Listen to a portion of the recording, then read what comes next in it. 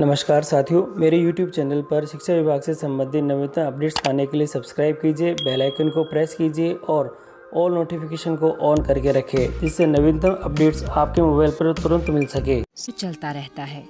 बच्चे अपने अनुभवों से हरदम कुछ न कुछ सीखते रहते हैं। ये अनुभव कक्षा से बाहर, घर, परिवेश, खेल के मैदान कहीं भी हो सकते हैं। सीखने की प्रक्रिया में दोस्तों, अध्यापकों, माता-पिता और समुदाय की भूमिका रहती है। बच्चों के अपने अलग-अलग अनुभवों को कक्षा में सीखने सिखाने की प्रक्रिया से कैसे जोड़ा जा सकता है? बच्चों के सीखने को शिक्षक एवं माता-पिता कैसे समझ सकते हैं? इसके लिए सीखने के अनेक ऐसे संकेतक हैं जो हमें ये समझने में मदद कर सकते हैं कि बच्चों ने क्या सीखा है, कितना सीखा है, कैसे सीखा है।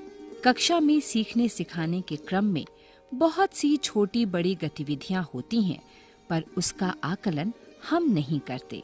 हम केवल उपलब्धि का ही मापन करते हैं और सीखने की प्रक्रिया कहीं पीछे छूट जाती है। शिक्षण प्रक्रिया में इस तरह के शैक्षिक संकेतकों का कैसे समावेश किया जाए, जिससे बच्चों को अपने अनुभवों को अपनी तरह से अभिव्यक्त करने के अवसर या मंच कक्षा में ही मिल सकें। Our endeavor to prepare learning indicator and learning outcome is providing a better opportunity for the teachers, for the learners and even for the parents to work together, and also to provide the classroom a much more inclusive shape where every child is being addressed properly. The gap, the strength, the weakness, everything for every child is there, very much visible for the teacher, and accordingly stable pedagogy can be used for the improvement of the child. And then we can really think of a better education system, a very quality education, and also addressing the need of all. What is our motto? That quality education for all would be something which this kind of approach in our assessment process would be able to fulfill. आइए कुछ कक्षाओं में चलकर स्वयं देखें कि इन संकेतकों को कैसे व्यवहार में लाया जा रहा है। आज हम आपको कक्षा 3 में ले चलते हैं, जहां एक मजेदार कहानी सुनाई जा रही है। कहानी सुनने सुनाने के दौरान भी हम बहुत कुछ कर सकते हैं। संभवतः शिक्षिका ने कक्षा में ऐसी ही कुछ योजना बनाई है। कहानी है कक्षा 3 की रिमझिम से शेखीबाज मक्खी। एक था बड़ा सा जंगल और जंगल में था एक भयंकर ताकतवर शेर। एक दिन दोपहर का समय था और शेर एक पेड़ की छांव के नीचे सो रहा था। इतने में वहां एक मक्खी आई। कौन आई? मक्खी आई और शेर के आसपास भिनभिनाने लगी। अब जब मक्खी शेर के आसपास भिनभिनाने लगी तो अब शेर नींद में कैसे करने लगा? बार बार अपना पंजा मारने लगा, लेकिन मक्खी ने अपना भिनभिनाना नहीं छोड़ा। अब क्या हुआ? शेर को आया गुस्सा, और जब शेर गुस्से में आया तो वो जोर से दहाड़ा। कैसे दहाड़ा होगा शेर?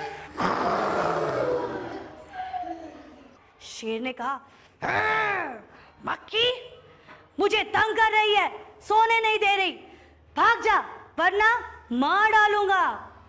मक्खी कहने लगी, जंगल का राजा और बात करना नहीं आता।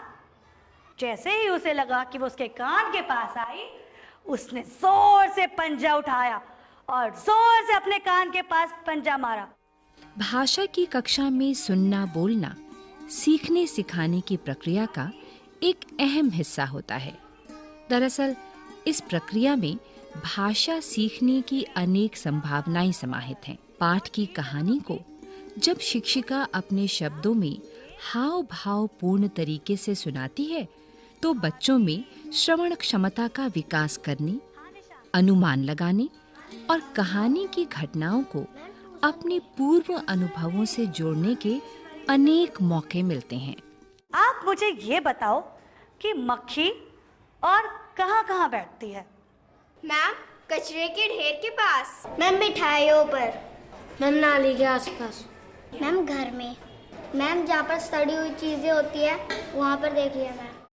अब मक्खी आगे उड़ चली।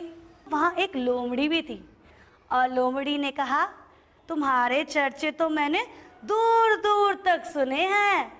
वो मकड़ी है ना, मकड़ी, वो तुम्हें भला बुरा कह रही थी।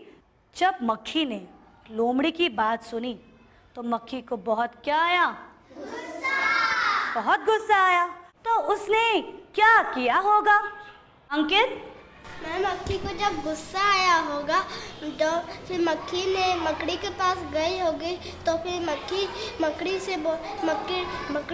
से बोली होगी, अच्छा तू मेरे बारे में बड़ा बुरा कह रही थी, मैं तुझे अभी मजा सिखाती हूँ। जब मकड़ी के जाले में जब मक्खी घुसी तो फिर मकड़ी ने जाला फेंका, जब मकड़ी उसके अंदर फंस गई। मैम, जब वो मक्खी उस जाले में पहुँची होगी तो वो जाले में निकलने की बहुत ही कोशिश कर रही होगी, पर वो उस जाले में फंस गई होगी। मक्खी जब मकड़ी के जाले में फंस गई थी तब मकड़ी से गलती से जाला टूट गया और मक्खी जमीन पे गिर गई।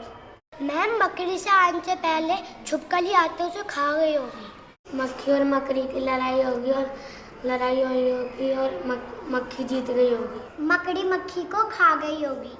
मैं मकड़ी के आने से पहले छिपकली आके मक्खी को खा गई होगी। जब मक्खी मकड़ी के जाल में गई होगी तो मक्खी ने बोला होगा कि मैं जंगल की रानी हूँ, मैं बड़ी बलवान